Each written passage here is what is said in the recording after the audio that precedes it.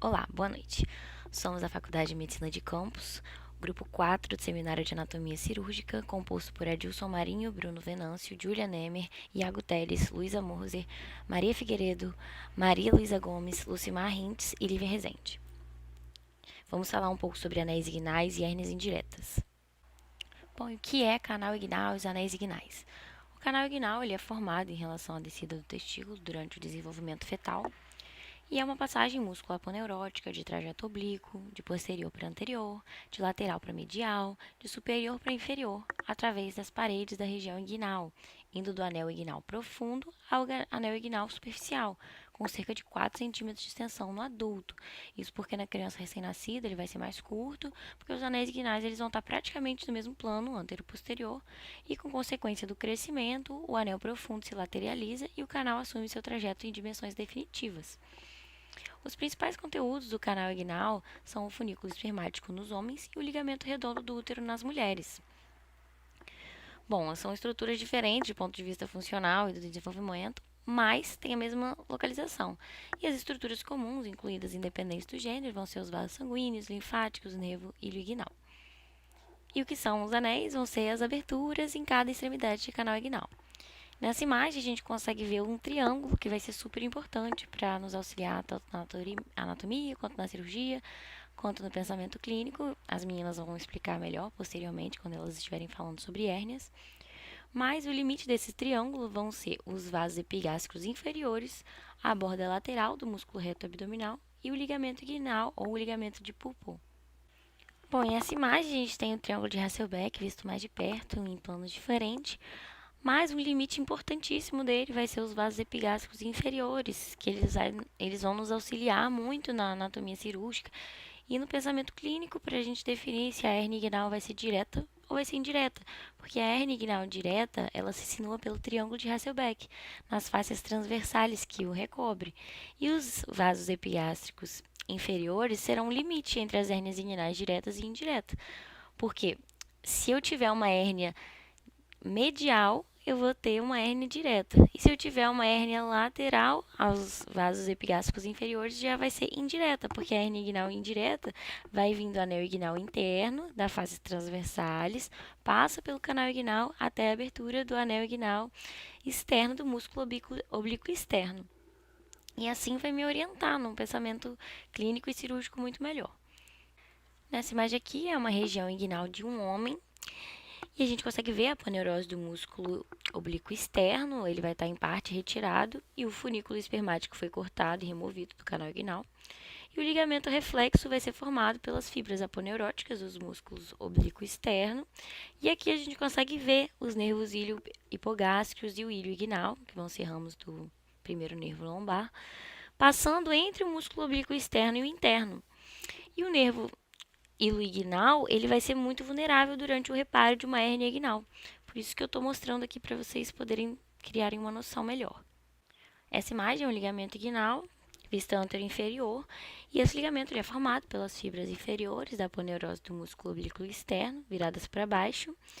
E eu coloquei de rosa para a gente conseguir ver melhor que o anel inguinal superficial, a abertura dele é em forma de fenda na aponeurose do músculo oblíquo externo, através do qual o funículo espermático no homem, ou ligamento redondo na mulher, emergem do canal inguinal. Essa imagem é a imagem da região inguinal, uma dissecção vista anterior, e ela eu trouxe para a gente conseguir observar melhor, eu deixei de azul, as 4 paredes do canal inguinal. E essas 4 paredes vão ser a parede anterior, a aponeurose da inserção do músculo oblíquo externo. A parede posterior é a face transversal, que vai ser reforçada lateralmente pelo ligamento interfoveolário e medialmente pelo tendão conjunto, deixando a região intermédia, na qual vai ser a face transversal, constituindo a parede posterior. A parede inferior, ou assoalho, é formada pela calha do ligamento inguinal e pelo ligamento lacunar. E a parede superior, ou teto, é formada pelas bordas arqueadas do músculo oblíquo interno. Eu deixei todos de azul para facilitar a visualização. Nessa imagem, a gente consegue ter uma noção melhor das paredes que eu havia falado, a posterior, superior, inferior e anterior. E do lado da imagem, eu deixei destacado o trato ilho-púbico, que se estende desde o púbis até a espinha ilíaca, antero-superior. E é importante conhecimento porque as estruturas críticas que desejamos evitar, em termos de fixação, aderência e sutura, ficam abaixo desse trato. Aqui é possível ver os vasos que vai de medial para lateral e entram no anel interno. E só para título de curiosidade, os vasos testiculares ficam sobre as ilíacas e seguem e entram novamente até o anel interno. Mais profundamente, só aqui um pouco mais lateral, que vão estar os vasos ilíacos. A existência do canal inguinal é uma necessidade biológica, constituindo o trajeto pelo qual os testículos se formam na parede posterior do abdômen, consegue chegar na bolsa escrotal, e os ovários também se formam da mesma região, só que descem e param na pelve. Em ambos os sexos, o conteúdo do canal ele vai estar envolvido pelas fáscias derivadas do plano que atravessa. Só que essas fáscias elas vão ser mais facilmente identificadas no sexo masculino. E vão ser elas as fáscias espermática interna, derivada da fáscia transversal, a fáscia cremastérica, formada pelo músculo cremaster e a sua fáscia. No sexo feminino, geralmente, elas se encontram na forma de feixes musculares isolados, separados por tecido conjuntivo, e a face espermática externa, derivada da face do músculo oblíquo externo. E esses envoltórios faciais, no sexo masculino, eles se estendem até o escroto e passam a fazer parte da sua parede, enquanto no sexo feminino, eles terminam nos grandes lábios. Além das paredes, o canal apresenta duas aberturas, que são os anéis inguinais superficial e profundo. Os anéis inguinais limitam o canal inguinal superior e inferiormente, e são entradas e saídas do tubo. O anel inguinal profundo, ele é a entrada interna do canal inguinal, e ele encontra-se escondido atrás da face transversal. Clinicamente, ele pode ser localizado exatamente a 1,25 centímetros acima do ponto médio do ligamento inguinal e está lateral aos vasos epigástricos. Ele é o início de uma invaginação na face transversal, que forma uma abertura semelhante a uma caverna. Através dessa abertura, o ducto deferente extraperitoneal e os vasos testiculares do homem ou o ligamento redondo no útero das mulheres entram no canal inguinal. E a própria face, a face transversal, continua até o canal, formando o revestimento interno, a face interna das estruturas que atravessam o canal. Já o anel inguinal superficial é a saída externa do canal inguinal. Ele se encontra posterior à aponeurose do oblíquo externo e localiza-se superior e lateralmente ao tubérculo púbico. Ele pode ser anel inguinal superficial ou externo, né? Também conhecido. E ele é uma divisão que ocorre nas fibras diagonais, geralmente paralelas, da aponeurose do músculo oblíquo externo do abdômen, na região imediatamente superolateral do tubérculo púbico. As partes da aponeurose situadas lateral e medialmente ao anel superficial é que formam suas margens, que são os pilares. E o pilar lateral fixa ao tubérculo púbico e o pilar medial à crista pública. As fibras da lâmina superficial, da face de revestimento muscular sobre o músculo oblíquo externo, do abdômen e sua aponeurose, seguindo perpendicularmente às fibras da aponeurose, passam de um pilar para o outro através da parte superolateral do anel. E essas fibras intercrurais ajudam a evitar o afastamento dos pilares. E o vídeo a seguir vai ajudar a gente a ter uma percepção melhor sobre a localização, aonde fica cada coisinha. É um vídeo de dissecção da região inguinal e assim a gente consegue consolidar melhor o aprendizado. Espero que vocês gostem.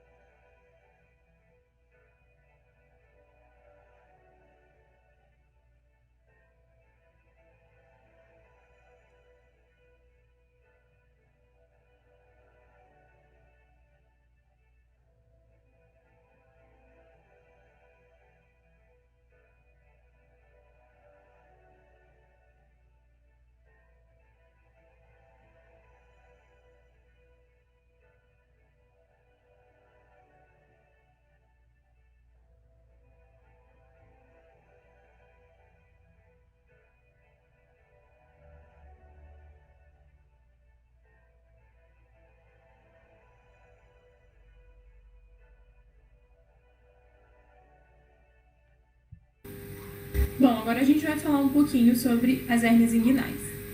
Hérnia é qualquer passagem de um órgão para fora da cavidade ou parede que o contém. Mas antes de entrar nas hérnias especificamente, a gente vai falar um pouquinho também sobre as camadas da região inguinal. Então, as primeiras camadas da região inguinal são a pele e o tecido subcutâneo. E o tecido subcutâneo é composto por gordura, vasos sanguíneos e nervos. Esse tecido subcutâneo é ancorado pelas fáscias de Camper e Scarpa, que são dois espessamentos de tecido conjuntivo que vão ancorar esse tecido no lugar, sendo a face de Camper mais espessa e mais superficial, encontrada logo abaixo da pele, enquanto a face de Scarpa é mais profunda e membranosa. Abaixo da face de Scarpa, nós encontramos a face do músculo oblíquo externo. O músculo oblíquo externo se origina entre a quinta e 12ª costelas e caminha até a crista ilíaca e o tubérculo púbico. Em sua porção lateral, temos as fibras musculares indo em sentido inferomedial, como se fosse uma mão no bolso. Já na porção anterior, nós temos a sua aponeurose. Como já foi falado anteriormente, na aponeurose do oblíquo externo do abdômen, nós temos o orifício, que é o anel inguinal externo ou superficial, que permite com que o funículo espermático caminhe do interior do abdômen até a bolsa escrotal. Nós também temos o ligamento inguinal e abaixo do músculo oblíquo externo, nós temos o músculo oblíquo interno e suas fibras apontando para cima e para o lado. Uma parte dessas fibras segue com o funículo espermático para formar o músculo cremaster. Nós ainda temos o músculo transverso e a fáscia transversalis, que na verdade é parte da face abdominal. Então, todas essas estruturas recebem a pressão que vem da cavidade intraabdominal e tem o papel de contê-la. E é nesse contexto que surgem as hérnias, quando a pressão é maior do que a contenção.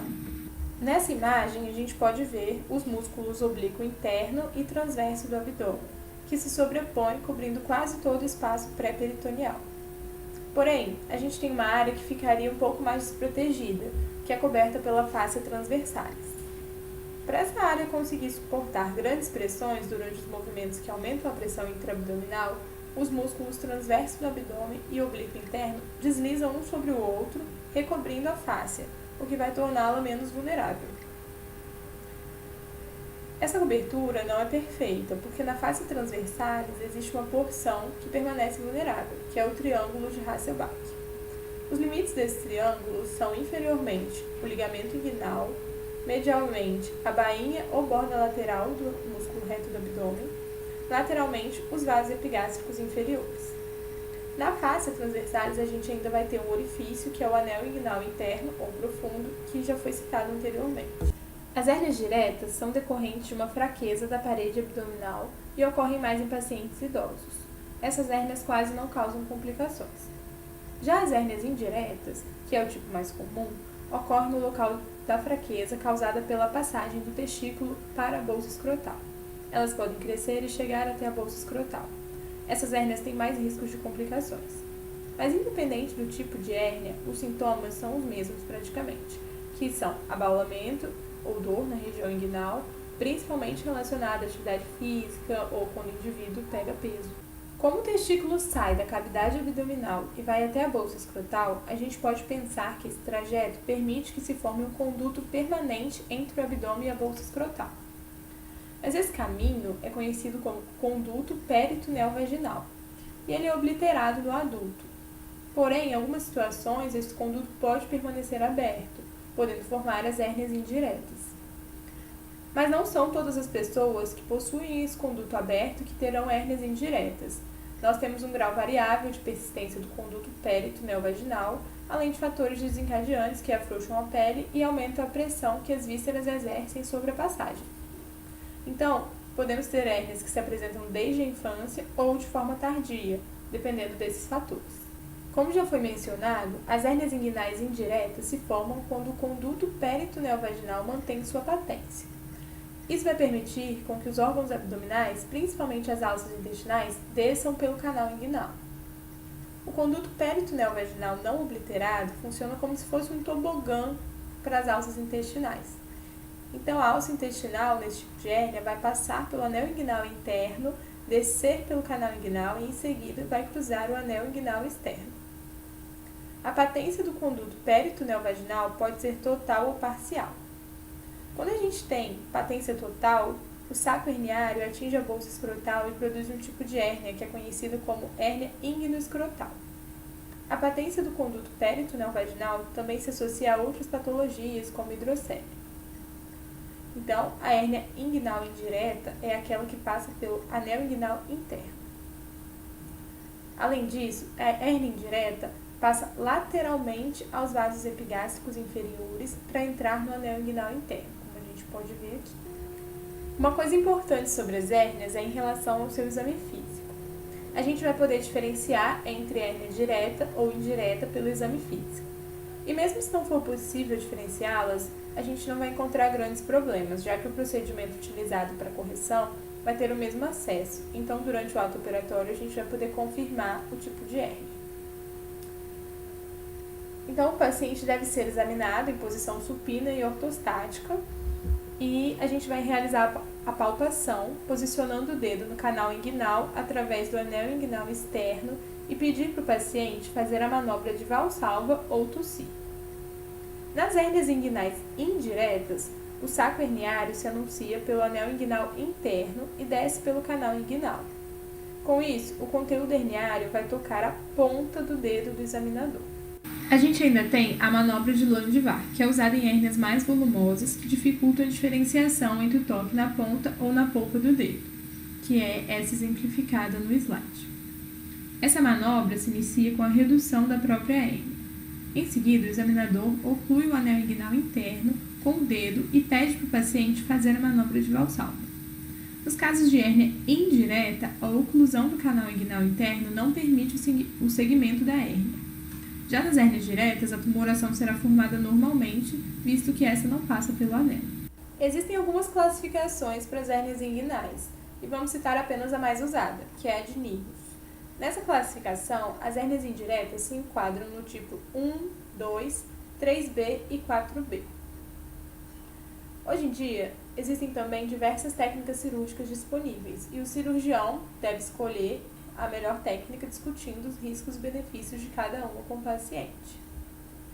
Então, a escolha da técnica tem que levar em consideração algumas variáveis, como a taxa de recidiva, riscos de complicações, a recuperação pós-operatória e qualidade de vida do paciente, como o retorno ao trabalho, o grau de dificuldade e reprodutibilidade, além dos custos hospitalares e sociais.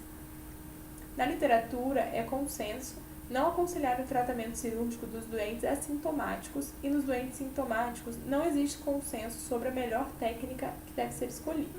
O que é preconizado para o tratamento da hérnia inguinal unilateral não recidivada no adulto é a hernioplastia por via aberta realizada sobre anestesia local em regime de ambulatório. Contudo, a laparoscopia apresenta vantagens evidentes, principalmente nos doentes com hérnia inguinal bilateral ou recidivada. Em casos de hérnias estranguladas e encarceradas, a gente precisa fazer uma cirurgia de emergência, removendo o intestino do canal inguinal. Bom, agora nessa parte do trabalho a gente vai falar um pouquinho sobre os procedimentos, destacando principalmente as abordagens anterior intraabdominal e pré-peritoneal. Vou começar falando um pouco sobre a abordagem anterior da região inguinal. No início da cirurgia de hérnia inguinal por via anterior, nós temos o reconhecimento de duas estruturas ósseas, que é o tubérculo púbico e a espinha ilíaca antero-superior. A gente realiza a incisão transversa ou oblíqua na região inguinal, entramos nos planos subcutâneos e do oblíquo externo, o cordão espermático é isolado da parede posterior e separado do saco herniário. Nesse momento é feito o diagnóstico do tipo de hérnia, sendo que na indireta o saco herniário está lateral aos vasos epigástricos inferiores. Procedemos então à redução do saco herniário, seja direto ou abertura do saco indireto, com redução de seu conteúdo, ligadura alta e ressecção deste. Agora a Lívia vai falar mais um pouquinho sobre as outras abordagens. Abordagem intraabdominal. Rebatendo o peritônio, que recobre o espaço miopectíneo, nós entramos no espaço pré-peritoneal, onde devemos identificar algumas estruturas: os vasos epigástricos, os vasos ilíacos externos, os vasos gonadais, o ducto deferente e o trato ilho púbico. Essas estruturas definem dois triângulos de extrema importância para o tratamento cirúrgico das hérnias por essa abordagem. O triângulo da morte, que é limitado pelo ducto deferente medialmente e pelos vasos gonadais lateralmente. Por ele passam os vasos ilíacos externos. E o triângulo da dor, que é limitado pelos vasos gonadais medialmente e pelo trato ilho púbico superolateralmente. E por ele passa o nervo femoral e diversos ramos nervosos cutâneos. Assim, em uma abordagem laparoscópica, não se deve fixar a prótese inferior e inferolateralmente ao orifício inguinal profundo, a fim de evitar esses triângulos anatômicos e possíveis lesões vasculares e nervosas. Abordagem pré-peritoneal. O espaço existente entre o peritônio e a face transversalis é conhecido como espaço pré-peritoneal ou espaço de bulgros, e contém tecido adiposo, tecido linfático, vasos e nervos. Diversas técnicas por via anterior colocam uma prótese nesse espaço para reforçar a parede posterior do canal inguinal. Contudo, a abordagem laparoscópica totalmente extraperitoneal, TEP, vai exigir um conhecimento anatômico detalhado e difícil desse espaço. Na TEP, depois de insuflado o balão, para dissecar o espaço pré-peritoneal, a primeira referência que nós vamos procurar é o pubis. Depois nós vamos procurar os vasos epigástricos inferiores, que vão nos orientar para os vasos ilíacos externos. A última referência anatômica que nós devemos identificar, antes de progredirmos para uma cirurgia, é o trato ilho-púbico, que nos ajuda a evitar lesões em diversos nervos cutâneos que se encontram inferiormente a essa estrutura. Evolução da cirurgia de hérnia inguinal. Desde já peço desculpas porque eu não sei falar esses nomes, são nomes bastante difíceis. Método de Marcy, não sei se é assim que fala. Ele evidenciou a importância da obliquidade do canal inguinal para o tratamento cirúrgico. Ele descreveu um método de laqueação alta do saco herniário e de ráfia do anel inguinal profunda, que ainda hoje é um dos métodos mais escolhidos para o tratamento das hérnias pediátricas. O método de Bassini, ele descobriu a importância da face transversalis na patofisiologia da hérnia. Esse método consiste na sutura dos músculos oblíquo interno e transverso e da face transversalis, que são chamados de tripla camada, ao ligamento inguinal.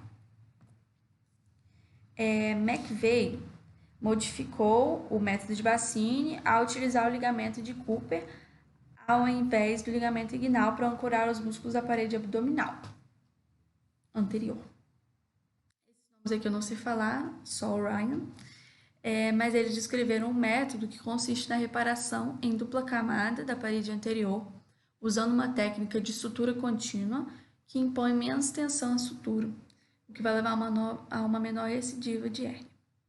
Esse nome aqui eu também não faço ideia, mas ele introduziu o conceito de tension free na cirurgia da hérnia inguinal, baseado na evidência de que a taxa de recidiva está relacionada com a tensão da sutura. É um método simples que consiste na aplicação de uma prótese de polipropileno no canal inguinal, onde é fixada ao ligamento inguinal e ao tendão conjunto. As guidelines europeias consideram como a melhor técnica de hernioplastia por via anterior, porque ela tem uma taxa de recidiva muito baixa. Aqui a gente tem orientações definidas da Guidelines de Sociedade Europeia de Hérnia, se alguém quiser ler depois, que é bem grande. Esse foi o nosso trabalho, obrigada a todos, espero que tenha sido proveitoso. Até o plantão, beijos.